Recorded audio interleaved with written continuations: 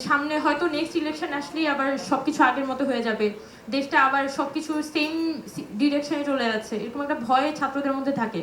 তো আমি মনে করি যে ইউনিভার্সিটিগুলোর একটা প্রধান সমস্যা যেটা সমাধান করা উচিত সেটা হচ্ছে যে আমরা যদি স্টুডেন্ট পলিটিক্সটাকে চাই তাহলে অবশ্যই দরকার, কিন্তু কি ফরম্যাটে চাই। এখন স্টুডেন্ট পলিটিক্সে যদি মানে আমাদের ইউনিভার্সিটি প্রশাসন গুলোর দিকে যদি আমরা তাকাই, তারা যদি যেহেতু স্টুডেন্ট পলিটিক্সে যদি সুরাহা করতে চায় তাহলে তো তাদের প্রত্যেক বছর বছর এখানে ছাত্র সংসদ নির্বাচনগুলো দেওয়া দরকার। কিন্তু তারা এমন একটা পরিবেশ তৈরি করে রেখেছেন যে কোনো বিশ্ববিদ্যালয় ছাত্র সংসদের নামও মুখে নেওয়া যাচ্ছে না, কিন্তু এখানে ছাত্র রাজনীতির একটা পরিমাণ প্রতি একটা বিপুল হেট্রেট এই ইনস্টিটিউশনগুলোতে তৈরি হয়ে গেছে। মানে একটা খুবই কন্ট্রাডিক্টরি সিচুয়েশন। এইটাকে মিনিমাইজ করার জন্য আমাদের ইউনিভার্সিটিগুলোতে অ্যাটলিস্ট ছাত্র সংসদ নির্বাচনটা রেগুলার বেসিসে করার জন্য প্রস্তাব দিতে পারে বা ওইটার পরিকল্পনাটা করতে পারে। কিন্তু আমরা দেখতে পাচ্ছি যে আমাদের সবগুলো ইউনিভার্সিটি তারা এই ছাত্র রাজনীতি কনসেপ্টটাকে একদমই আনঅ্যান্সার্ড রেখে দিয়েছে। মানে এটাকে আমি টাচই করবো না, এটা যেমন কি না কি, যদি এই প্রশ্নটা আমি মাঠে রাখি বা এটাকে আমি অ্যাড্রেস করি তাহলে হচ্ছে আমার চাকরি চলে যেতে পারে। তো এরকম একটা ভয় হচ্ছে রীতিমতো আমাদের প্রশাসনের মধ্যে জেগে বসেছে। এখন যদি আর একটু টেকনিক্যাল আলাপ করা উচিত, যেটাতে আমি এখন যাচ্ছি, ওই এতক্ষণ যেটা আলাপ করলাম সেটা বাদ। এখন হচ্ছে আপনার থার্ড প্রশ্ন, যেটা হচ্ছে বাংলাদেশে একটা, আমি মনে করি যে এখানে একটা বড় সমস্যা, প্রত্যেকটা লেভেলে লেভেলে আসলে সবাই আনস্কিলড। আমরা যে শিক্ষকদের কাছে পড়াশোনা করি তারাও কিন্তু আসলে কারো থেকে শিখেন নাই যে পড়াতে কিভাবে হয় বা কিভাবে করে আসলে গবেষণা করতে হয়।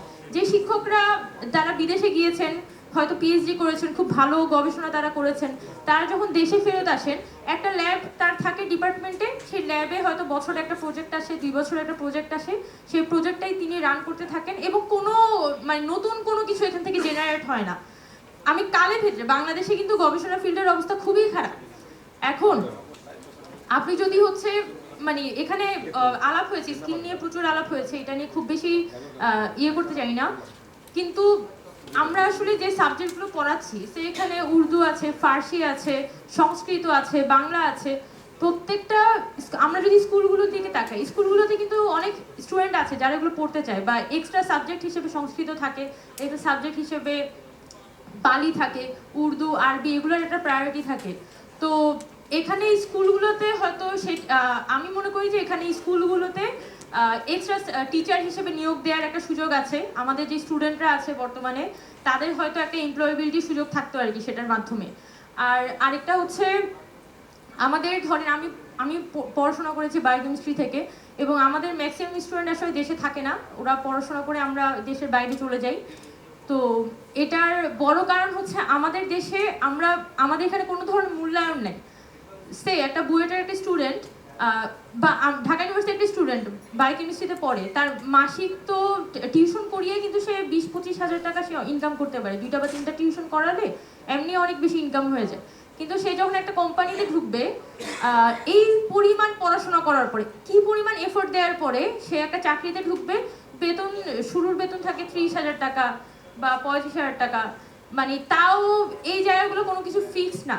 মানে বাংলাদেশের জব সেক্টরটা তো আসলে খুবই একদমই লিমিটেড। এখন এই স্টুডেন্টগুলোকে অ্যাকোমোডেট করার জন্য তো আসলে আমাদের গবেষণা ক্ষেত্রে যে ধরনের ফান্ডিং দরকার, আবার আমাদের গবেষণা ইনস্টিটিউটগুলোকে যেভাবে ঢেলে সাজানো দরকার, সেই জায়গাগুলো আসলে আমরা খুবই কম দেখি। তো আমি যেটা মনে করি যে বাংলাদেশের যদি আমরা 20 বা 25 বছর পরের ইয়ের কথা চিন্তা করি, 20 বা 25 বছর পরে বাংলাদেশটা আসলে কেমন হবে, তাহলে আমি মনে করি যে বাংলাদেশে এখন থেকেই রিসার্চ অ্যান্ড ডেভেলপমেন্টে ভালো লেভেলের একটা ইনভেস্টমেন্ট দরকার। কারণ ওই জায়গাগুলোই আসলে আমাদের ফিউচার তৈরি করবে। এই বাচ্চাগুলোকে যদি, এই ছেলে মেয়েগুলোকে যদি আমরা দেশে ধরে রাখতে না পারি তাহলে তো আসলে আমাদের মেধাটা আসলে দিন শেষে দেশের বাইরেই চলে যাবে। তো এই স্টুডেন্টদেরকে ধরে রাখাটা, এই মানুষগুলোকে ধরে রাখাটা খুব গুরুত্বপূর্ণ, এবং আমরা আশা করবো যে গভর্নমেন্টের ওই প্ল্যানিংটা থাকবে। কি পরিমাণ স্টুডেন্ট যে আসলে দেশের বাইরে পড়াশোনা করতে চায়, ওরা কেউ আর দেশে ফেরত আসে না।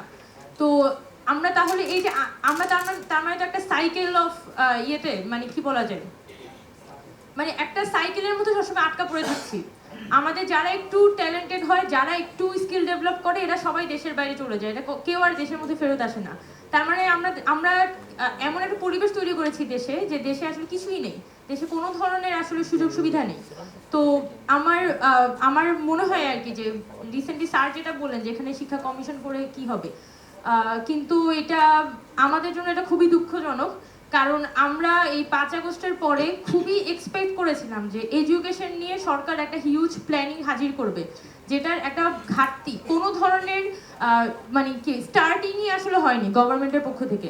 তো আই উইল এক্সপেক্ট যে এখানে একটা শিক্ষা সংস্কার কমিশন যদি হয়, বা আলাদা আলাদা ডিফারেন্ট সংস্কার কমিশনও হইতে পারে, বাট আমি মনে করি যে এখানে একটা প্ল্যানিং, থরলি একটা প্ল্যানিং সরকারের পক্ষ থেকে দরকার, যে প্রত্যেকটা সেক্টরকে টার্গেট করে কি ধরনের রিফরমেশন তারা করতে চায় বা করতে পারে, বা ইন ফিউচার এই সংস্কার কমিশনের রিপোর্টগুলোকে কেন্দ্র করে বিভিন্ন পলিটিক্যাল গ্রুপ তারা কিন্তু কাজ করতে পারে, বিভিন্ন রিসার্চ গ্রুপ কাজ করতে পারে। তাহলে কিন্তু বাংলাদেশে এই যে একটা হিউজ সেক্টর, আমাদের যে এডুকেশন সেক্টর, সেটা যে টোটালি লাইমলাইটের বাইরে থেকে যাচ্ছে এই অন্তর্বর্তীকালীন সরকারের সময়ে, এটাকে অ্যাড্রেস করাটা আমাদের জন্য অনেক বেশি সুবিধাজনক হবে আর কি। সো উই উড এক্সপেক্ট যে গভর্নমেন্ট এই বিষয়গুলোকে মাথায় রাখবে। একটা হচ্ছে যে আমাদের শিক্ষা, আমাদের প্রাথমিক শিক্ষা, আমাদের বিশ্ববিদ্যালয়ের ছাত্র রাজনীতি, আমাদের শিক্ষা সংস্কার কমিশন, এবং আমাদের সর্বশেষ যে আমাদের ছাত্র সংসদগুলো কিভাবে তারা দিবে, সেই বিষয়ে আমরা এক্সপেক্ট করি যে তারা একটা প্রপার অ্যান্সার দিবে আর কি।